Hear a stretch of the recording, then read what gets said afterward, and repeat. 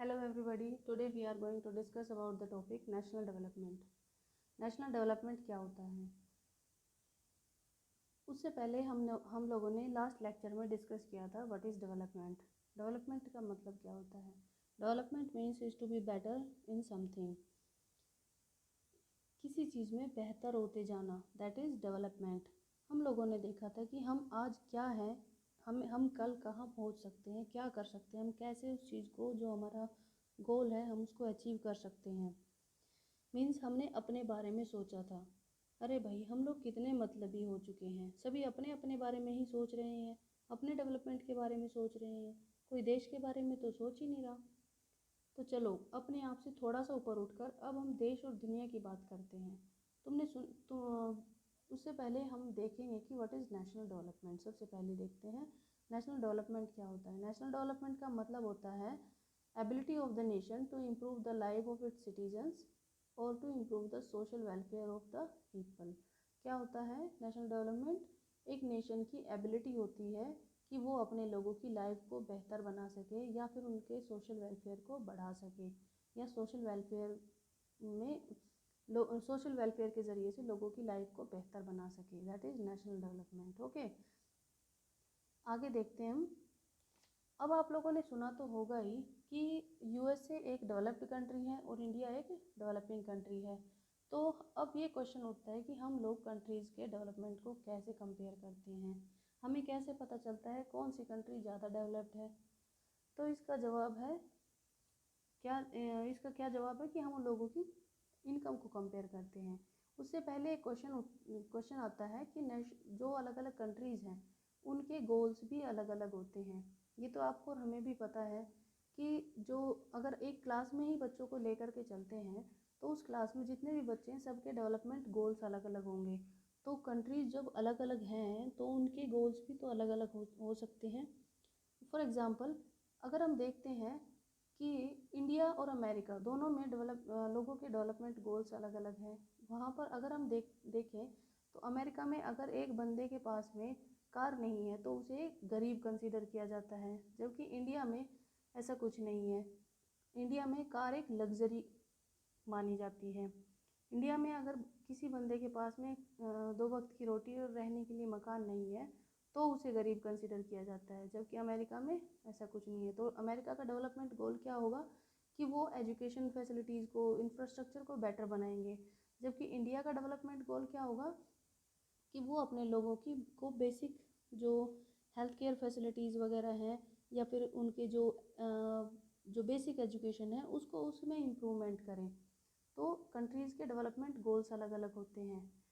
अब हम देखते हैं how to compare different countries और स्टेट्स. हम इन कंट्रीज़ और स्टेट्स को कैसे कंपेयर करते हैं. अब सबसे बड़ा क्वेश्चन ये आता है. ओके, तो उसके लिए आता है कि हम इनकम को कंपेयर करते हैं. यानी जो कंट्री ज़्यादा पैसे कमाती है वो कंट्री ज़्यादा डेवलप होती है, क्योंकि पैसे से ही तो सब कुछ मिलता है और एक इंसान की सारी ज़रूरतें पूरी होती हैं.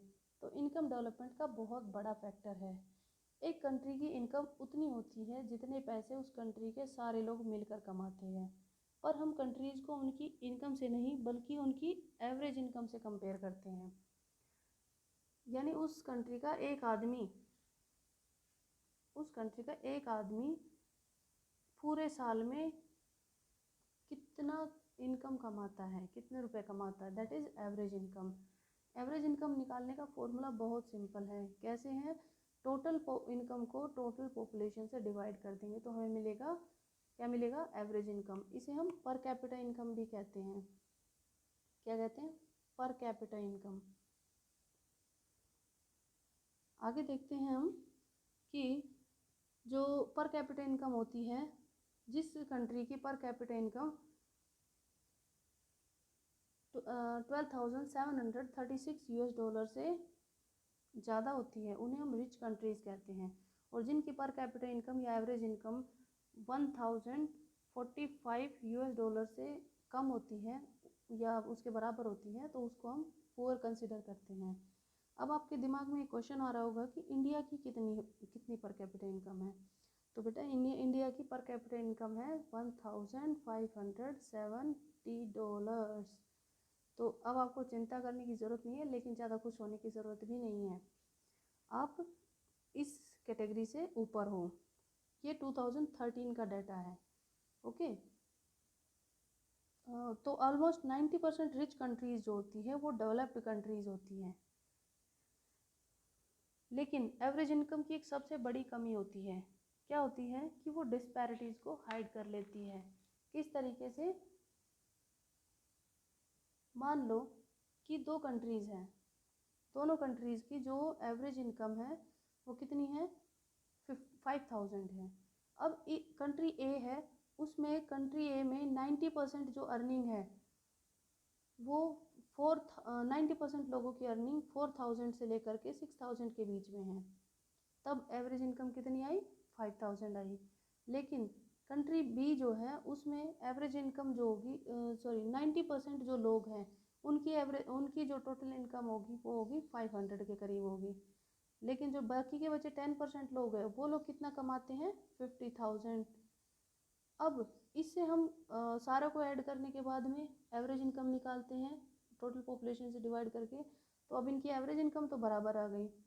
लेकिन इससे क्या पता चलता है कि जो कंट्री ए है वो उसमें रिसोर्सेज जो है इक्वली डिस्ट्रीब्यूटेड है, लेकिन कंट्री बी में रिसोर्सेज इक्वली डिस्ट्रीब्यूटेड नहीं है। तो इससे हम पता नहीं कर सकते, एक्चुअल जो पोजीशन होती है उसके बारे में हम पता नहीं कर सकते किसी भी कंट्री के बारे में। ओके। अब बात आती है मनी इज़ नॉट एवरीथिंग। अभी तक हम लोगों ने बात की पैसे की, कि पैसा ही सब कुछ होता है भाई, पैसे से हम बहुत कुछ कर सकते हैं, या हमारी लाइफ में पैसा बहुत इम्पोर्टेंट होता है। अब आपने एक फेमस बात सुनी होगी कि पैसे के बिना कुछ नहीं होता, लेकिन बच्चे पैसा ही सब कुछ नहीं होता है। अब ए और बी दोनों की इनकम को जब हमने कंपेयर किया तो ए की कंडीशन ज़्यादा अच्छी है। ओके। अब बात आती है कि पैसे के अलावा कौन सी इंपॉर्टेंट चीज़ें हैं। जैसे हम लोगों ने पहले डिस्कस किया था, equality, freedom, security, education, health. ये ऐसी चीज़ें होती हैं जो कि ये आपको चाहिए होती है। मान लो एक कंट्री में बहुत ज़्यादा रेसिज्म है, या वहाँ पर गर्ल और बॉय के बीच में बहुत ज़्यादा भेदभाव होता है, या फिर मान लो कि वहाँ पर गली गली में आतंकवादी रहते हैं। अब उन आतंकवादियों से आप अपनी जान बचाओगे या पैसे कमाओगे? हैं? अब और वहाँ पर हमेशा वॉर जैसी सिचुएशन रहती है, तो चाहे तुम्हें कितने ही पैसे मिल जाए तुम वहाँ जाना पसंद नहीं करोगे। क्या करोगे? वहाँ जाना आप पसंद नहीं करोगे। और ये बात तो सुनी ही होगी कि लोग यूएसए में 1 करोड़ के पैकेज को ठुकरा देते हैं, लेकिन इंडिया में 50 लाख के पैकेज को एक्सेप्ट कर लेते हैं। उसका कारण क्या होता है? क्योंकि यूएसए में बहुत ज़्यादा रेसिज्म होता है। वो तुम्हें टीवी और मूवीज़ में देखने को नहीं मिलेगा, लेकिन फील हो जाएगा जब आप वहाँ जाओगे तो। प्लस हम अपनी फैमिली से भी दूर हो जाएंगे, और ना जाने कितने फैक्टर्स है। तो इससे हमें पता चलता है कि पैसा ही सब कुछ नहीं होता है, लोग दूसरी इम्पोर्टेंट चीज़ों को भी देखते हैं। और इसलिए बहुत सारी कंट्रीज़ हैं जिनकी पर कैपिटा इनकम $12,736 से ज़्यादा है, पर वहाँ पर सिक्योरिटी, फ्रीडम जैसी चीज़ें नहीं होती है। इसलिए उन कंट्रीज़ को डेवलप्ड कंट्रीज़ नहीं कहा जाता है। तो समझ में आई बात कि डेवलप्ड और डेवलपिंग कंट्रीज़ कौन कौन सी होती है। ज़रूरी नहीं कि एक अमीर या एक रिच कंट्री डेवलप्ड कंट्री भी होगी। अगर वहाँ पर बेसिक फैसिलिटीज़, सिक्योरिटी, फ्रीडम जैसी चीज़ें नहीं मिलेंगी तो हम उसको डेवलप्ड कंट्री नहीं कह सकते। तो आज के टॉपिक को हम यहीं ख़त्म करते हैं, बाकी के टॉपिक्स को नेक्स्ट वीडियो में कवर करेंगे। Thank you, have a nice day.